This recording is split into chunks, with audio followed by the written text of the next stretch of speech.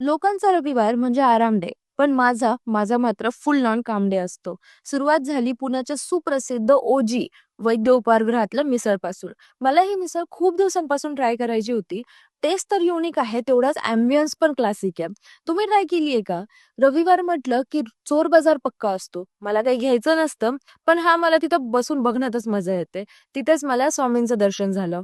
गरम गरम चहा फरफर करत पिलाय मी आज. आणि तेवढीच गाढ झोप पण काढलीये.